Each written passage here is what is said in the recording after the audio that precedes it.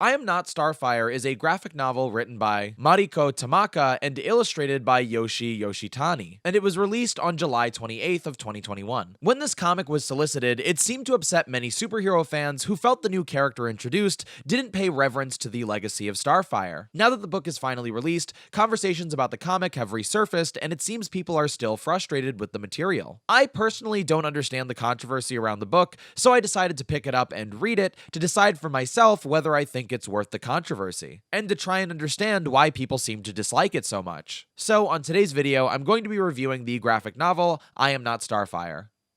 I am not Starfire. You gotta say it like, it's not just I am not Star, you gotta say I am not Starfire. You can't just say I am not Starfire. You have to put the emphasis on the not. Not. Stars and Stripes! Hello and welcome to another Carrot Scraps video, and by another, I mean the 73rd. So here's the plan for today. I haven't read I Am Not Starfire yet, but I've seen the promotional material surrounding it and the coverage from various other content creators. What I'm going to do here before I read the book is give my thoughts on what I think it will be and what I expect going in. Then after that story, I'll give my review and thoughts and compare my expectations to reality. After that, we'll explore some of the criticisms that I think I've seen most about this book from others in the superhero community, and we'll see if they hold water compared to my reading of the text. Big disclaimer before going in, you should definitely read this book for yourself to come to your own conclusions. Even putting aside your own opinions, it's good to just keep in mind that I'm not going to be covering every single detail of I Am Not Starfire. So that's another reason why it's good for you to read it for yourself, so that way you don't miss out on any details. And if you're interested in reading this comic, you can pick it up from your local comic shop, or you can read it on Comixology. Also, I don't play many video games that feature Starfire. I'm certainly not going to start playing Injustice now, but I wanted a video game in the background for B-roll, so just ignore the fact that I'm playing as Raven in Fortnite. It was the closest DC video game I could grab at the time. Anyway, with that disclaimer out of the way, I think we're about ready, so let's just jump into this.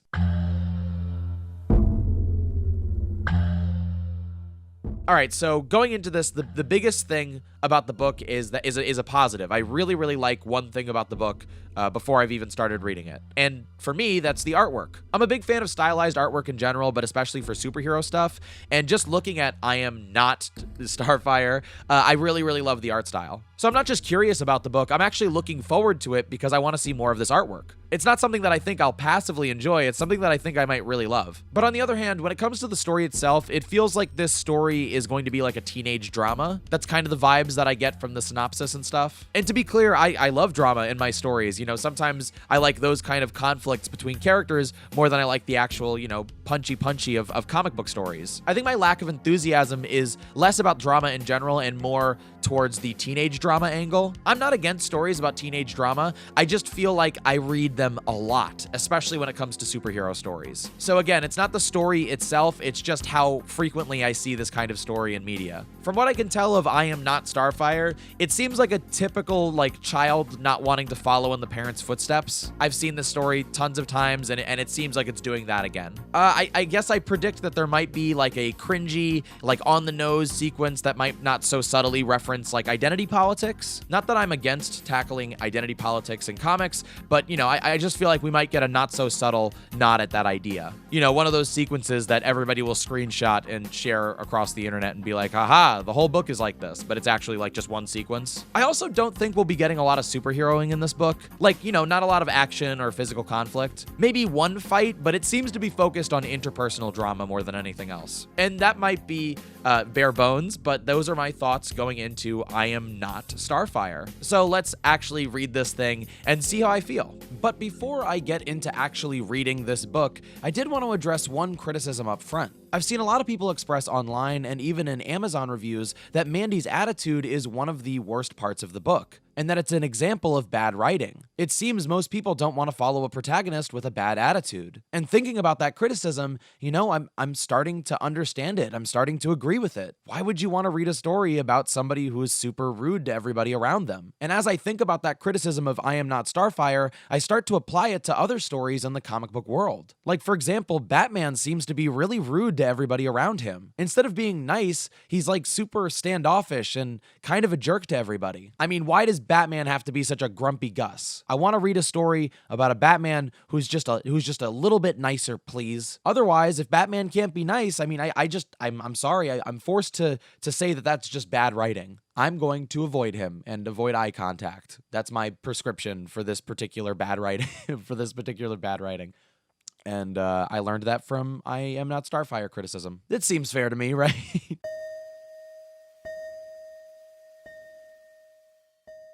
All right, so shocker, I Am Not Starfire wasn't as bad as others made it out to be, at least to me. In fact, I think I really enjoyed it. Before we get into my thoughts, let's briefly go over the story of I Am Not Starfire. Again, you gotta really do the not. You gotta emphasize that not. Mandy is the daughter of the famous superhero known as Starfire, and she has a huge chip on her shoulder about being such. She's frustrated because she thinks her merits are always contextualized by her mother's. Over the course of the story, Starfire attempts to connect with her daughter more, which only pushes Mandy further away. Later, Mandy decides that she doesn't want to go to college, and when her mother finds out about this only heightens the conflict between the two of them. And during this heightened conflict, Starfire's sister, Blackfire, shows up and forces combat on the family.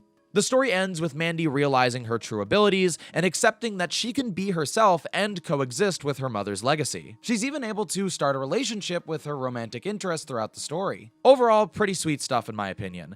But what did I think more specifically? First of all, my prediction was spot on. I absolutely loved the artwork. Now, there were a couple of panels that I wasn't super into. The first one that comes to mind is the reveal of Mandy's costume at the end of the book. I wasn't super into that panel, but generally speaking, the rest of the artwork was fantastic.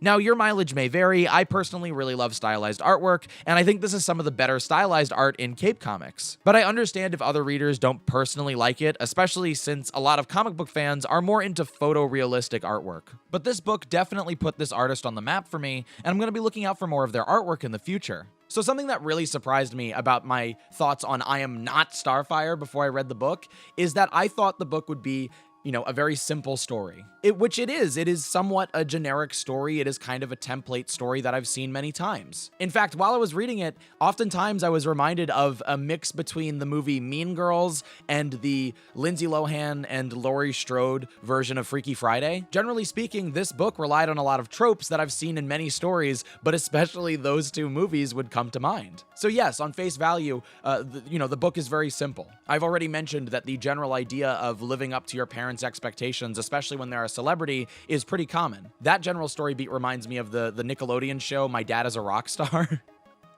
Why am I referencing all the weirdest stuff? You get my point though. There's a lot of cliches, there's a lot of archetypes used. And so I wasn't expecting to be wowed by the writing itself. But to my surprise, I actually really loved the writing in this book. I thought there was subtlety and nuance to certain topics that the book was trying to tackle. For example, like the way the book decides to tackle anxiety. It's very brief, but there are multiple moments in the book where Mandy feels anxious, and it's clear to see. But something that was really clever was in one moment where it's more subtle that you need to notice that she's feeling anxious in a social environment. But the way they introduce this anxiety to me is through this dropping pencil. There's this scene earlier in the book where she feels anxious while being in a social situation that she's not comfortable in. And during that scene, a pencil is falling from the top of the page to the bottom. And I was like, why is this happening? I kind of moved past it, but I was curious about it. I didn't really understand. I didn't see the correlation to what was happening in the story. But then later, Mandy is taking her SATs, and she has what I would assess as an anxiety attack, and you see that same pencil drop from the top of the page to the bottom. And suddenly, I was turning back a couple pages to look at that earlier pencil, and I drew this through line where I was like, oh my goodness, they're trying to equate that dread, that feeling that Mandy is feeling. And I thought that was a really clever way to visually communicate that to the reader, and something that I hadn't really seen before. I loved that it made me go back and reconsider the artwork that I had already looked at. Now, I've kind of joked about this already, but I wanted to talk about the criticism about Mandy being rude in this story. So yes, Mandy is rude, but it's part of her story. It's part of her character arc. And I think the way that they tackle Mandy's perspective as a youth, as a kid going through the world is really interesting. I would argue that Mandy is somewhat of an unreliable narrator when it comes to talking about her mother and when it comes to talking about her life. What's great about this is you're reading a comic book. You get to read words, but you also get to see what's happening. And so when Mandy is telling you something is happening, a lot of the times you can visually determine whether that's true or not. Not all of the time, but many of the times. One of the ways this is best taken advantage of is in terms of how Mandy views her mother. Mandy has some really scathing criticisms of her mom. Mandy is highly critical of her mother, but more importantly, it seems through Mandy's perspective that her mom doesn't treat her properly. Mandy often talks as if her mom is neglecting her. She mentions several times that her mom either doesn't acknowledge her appearance or seems to dislike it. And all of that stuff sounds really awful on paper, and I wanted to assess it for myself. I was curious to see how the book would depict Starfire after Mandy made these claims. But what was really interesting to me was that even though Mandy was really scathing in her narration, when the book took the time to actually show Starfire, she didn't really match up with Mandy's assessment, at least in my opinion. For example, when Mandy first dyes her hair black after having orange hair for most of her life, her mom comes to inspect her hair. And I wouldn't say that she looks happy. Maybe she looks puzzled by this. She even grabs a strand of hair and inspects it. But what was really interesting to me was that in the artwork, Starfire shrugs to show that she doesn't really care. To me, this visually shows that while Starfire does not understand how Mandy is expressing herself, she also doesn't disapprove of that expression either. Starfire's comprehension of this expression is not important in terms of validating her daughter. And I think it's also especially interesting to keep in mind that Starfire is not just separated from her daughter in a generational way, but she's also from a different planet. She is a metaphorical foreigner, and they even touch on this several times in the book. Her customs are very different than Mandy. Another example that doesn't paint Starfire in the best light at first is Mandy's birthday parties. Mandy talks about how for years she would have a birthday party with her mother,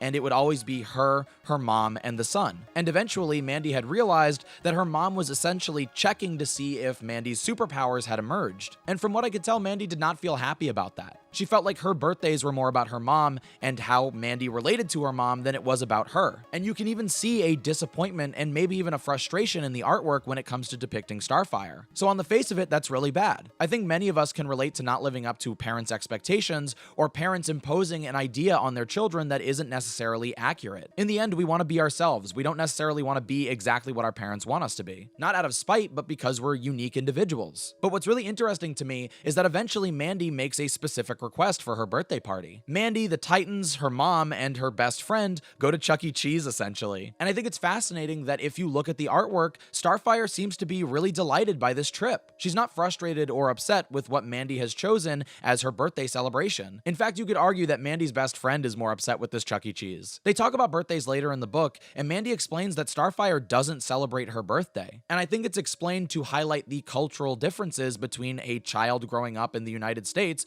versus an alien growing up in space. Now, to wrap this all up, I think this goes back to Starfire not understanding her daughter. And to be clear, Mandy also doesn't understand her mom. One of her biggest moments to arc in the book is when she hears about what her mom has gone through. I think it's safe to assume that Mandy thought that her mom had a privileged life. She is a celebrity after all. But after hearing about her awful upbringing, I think that humbles Mandy. But even though both Mandy and Starfire don't understand one another, the biggest difference between the two of them and the learning moment for Mandy is that Starfire makes an attempt to meet Mandy on her own terms. As I've said already, Starfire doesn't understand Mandy or the way she expresses herself, but she doesn't have to accept her. The same cannot be said of Mandy, though. Mandy did not understand her mother, and she did not accept her. She imposed all these ideas on her that weren't actually true, at least from my reading of the text. I think the final detail I want to talk about in terms of the arc and the writing that I enjoyed is Mandy not wanting to go to college. This was another detail that I feel like a lot of people commented on and thought that this was like a bad influence on children. Again, it's a story, so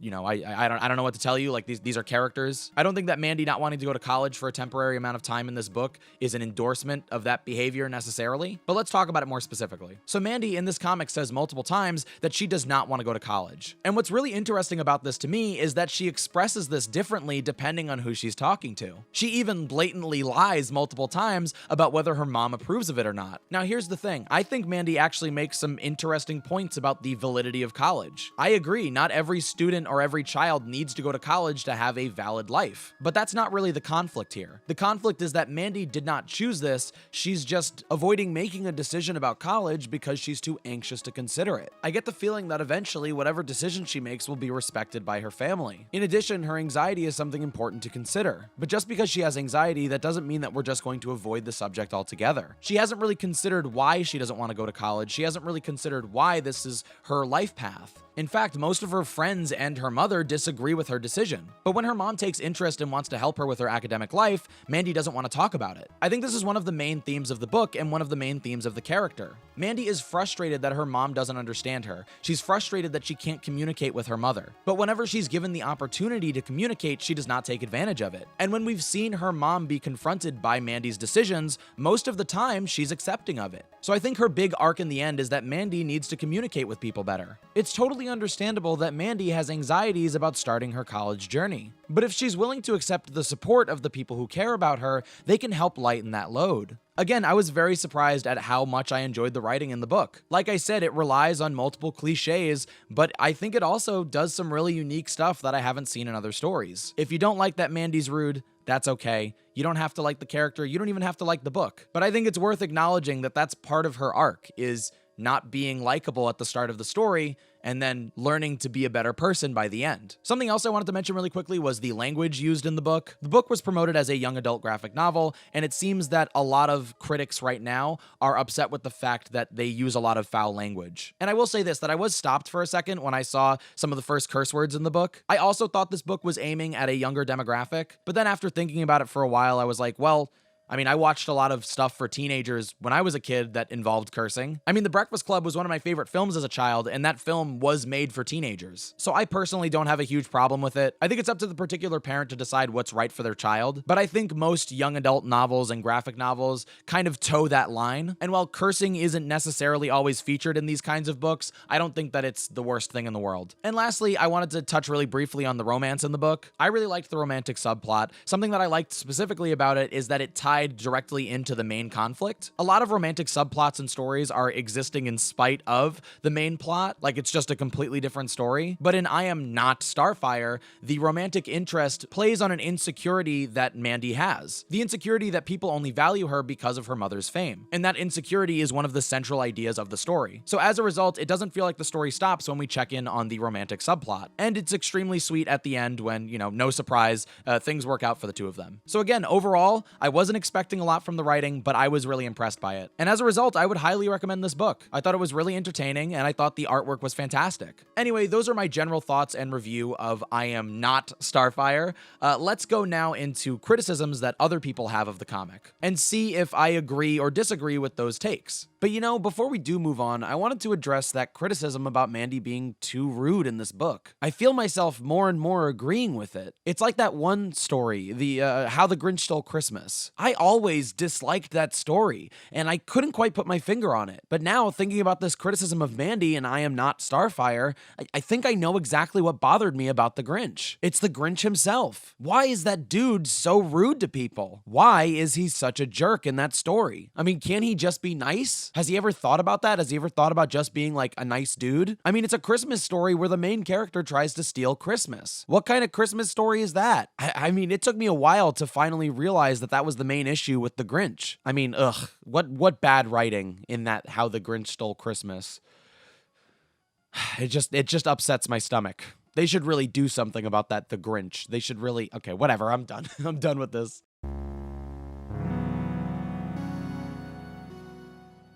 Alright, so really quickly, I wanted to address some of the criticisms that I've seen frequently about I Am Not Starfire. The first one is that the alien lore of the Tamaranian people would not allow for this type of body type to exist in Mandy. Mandy is obviously a more plus-size character than we're used to seeing in comics, and apparently some people don't think that she would look like that if she had this alien lineage. So I will admit that I can respect someone who is protective of their lore in comic books. I can get just as upset when lore that I cherish is undone or worse, forgotten, but I'm sorry, staying loyal to aesthetic Tamaranian lore is pretty low on my priorities list, especially when we're talking about superhero comics, a medium that plays very fast and loose with established canon. Like how Peter Parker gained organic web shooters for a temporary amount of time, and then they disappeared very unceremoniously. Or the recent drastic changes to Hulk's origin in the critically celebrated Immortal Hulk. While I can respect the seemingly innocent criticism, I can't agree with its agency. Because if I'm going to be upset with a comic for breaking canon,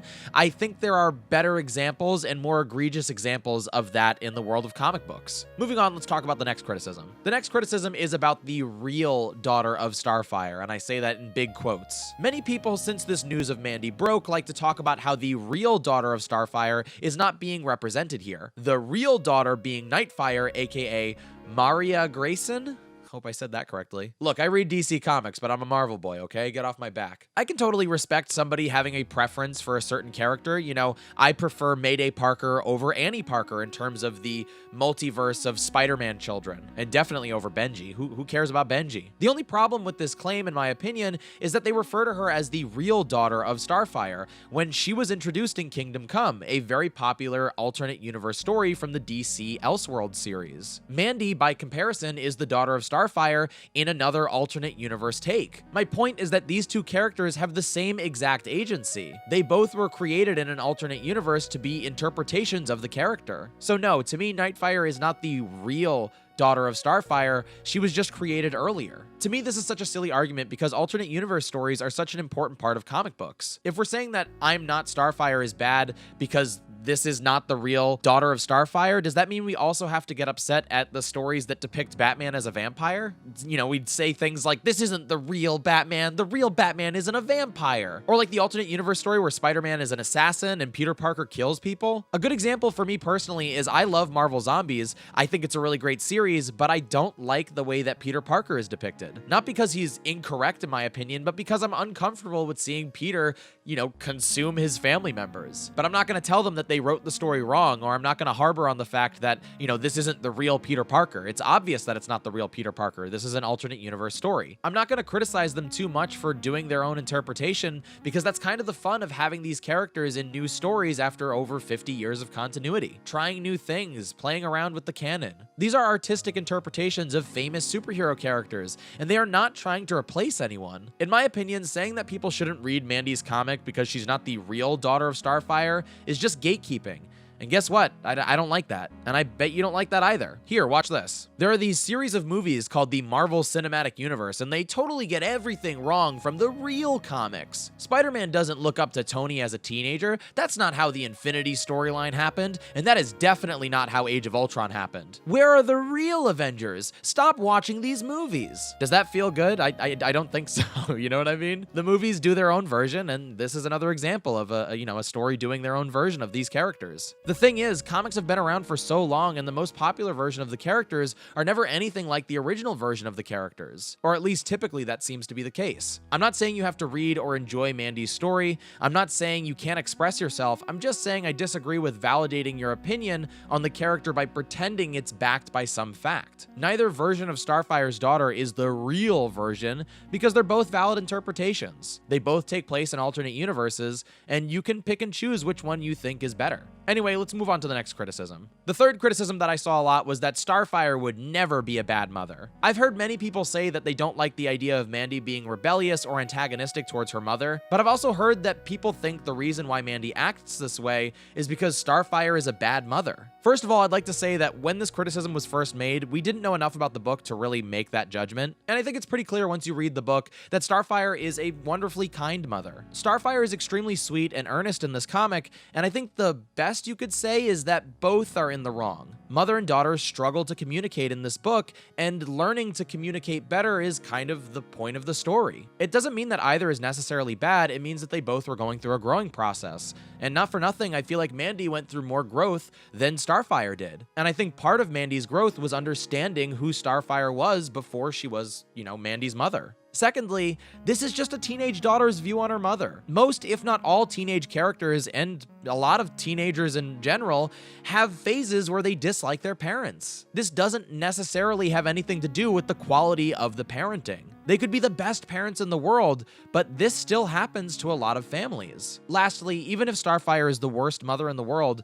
remember, it's an alternate universe story. Obviously, there are fans of the character who have a specific version of Starfire in their mind. There are certain qualities about the character that they don't want to see tarnished. But it's an alternate universe story. It's meant to be different. It's meant to be unique. And what's great about it is that it's not canon, so it's a completely optional read. Again, I don't think I need to go over the, long history of alternate alternate universe superhero stories, there are a lot of different versions of these characters that break the perceived rules of their inception. Moving on to the next criticism, a lot of the checkmate points on Mandy is that she is a self-insert character. Their proof that she's a self-insert is based on the fact that she bears a striking resemblance to one of the creators of the comic. So here's how I feel about this. An obvious self-insert can be cringy and maybe even a little bit funny. It could even lead to really bad storytelling. But I don't think the existence of a self-insert character equals a bad story immediately. It can, but it doesn't have to. MacGuffins and retcons are kind of the same thing.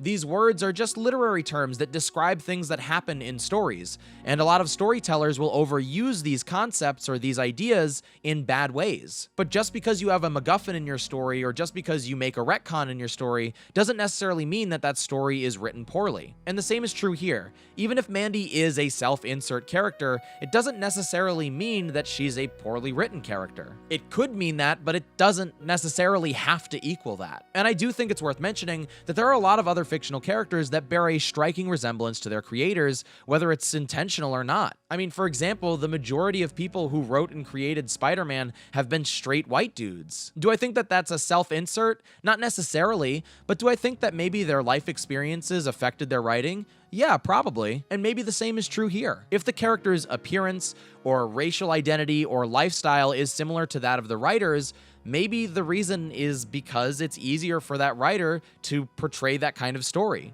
a story that they've lived. And it's also worth mentioning that we don't know for sure whether this is a self-insert character. That's just a speculation by readers. There are a lot of reasons why I don't think the criticism of a self-insert character is that strong, but those are just some of my favorites. The last big criticism that I've seen of I Am Not Starfire is based on Mandy's physical appearance. And this time, this criticism is not based around lore, but just the general idea of featuring a character that looks like her. I'm gonna keep this one short because I don't think I need to say too much about it. The way I see it, there aren't that many characters in superhero comics that look like Mandy. However, there are tons of people in real life who read these comics who do look like Mandy. And I personally think that it's cool that the writers of this comic are trying to represent that demographic. Now, maybe you're someone who looks like Mandy who doesn't feel the need to be physically represented in your comics. That's a totally valid perspective. But I don't think that offering a little bit more representation to those who do want that is threatening to anybody else's reading experience. In addition, I would argue that the majority of the characters in this book don't look like Mandy. Starfire, Blackfire, and even Dick Grayson all look to be conventionally attractive by the standards of comic books for the past 50 or so years. So even in a book where a plus-sized character is the protagonist,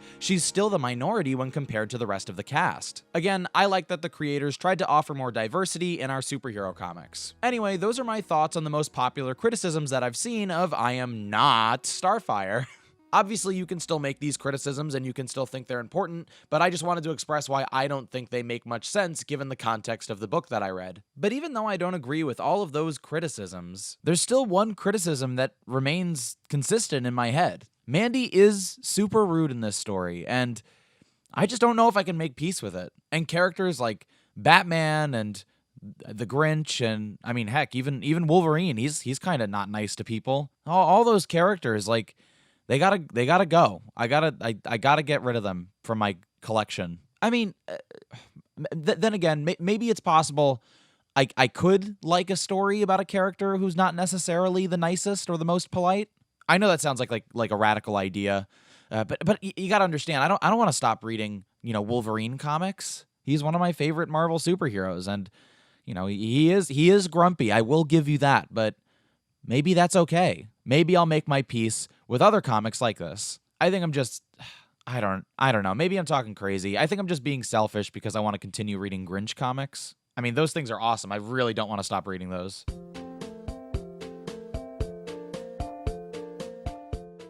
In the end, was I'm Not Starfire an amazing comic? I mean, I guess not really. It was just okay, and I'm okay with that. Do I make amazing YouTube videos? No, I make okay ones, and I think I'm okay with that. The thing I liked the most about it was the artwork, and I think the artwork was fantastic. Generally speaking, the writing was a little young for me, but I think that's because it's intended for a younger audience, or at least a demographic of readers who want something different from their superhero stories. I personally love the idea that there are different genres and tones of superhero comics being published right now. The variety of storytelling in the subgenre of the superhero world is really cool to me. A story following the child of what is essentially a celebrity attempting to carve their own identity out from under that shadow is honestly a fairly standard one. I've seen the story in many other places, so I don't know why people think this story is so particularly upsetting. It's cute, it's fun, and it has the added bonus of representing some readers who aren't represented as often as others are. Even if somebody thinks that I Am Not Starfire is a bad comic, I'd remind those people that there are dozens of bad comics written every month, every year, every decade. You don't have to like this comic, it's okay to not enjoy it.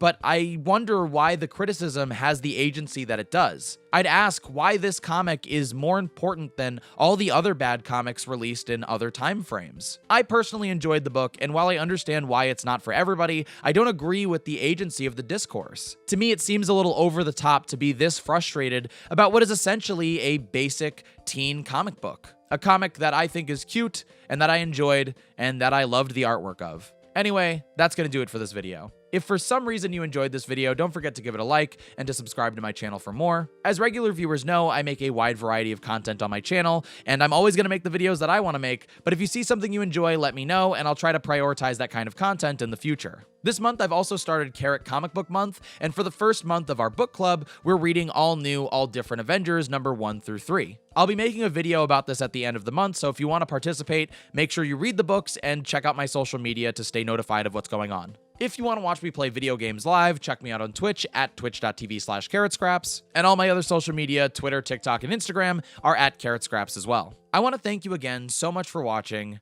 and I'll see you soon.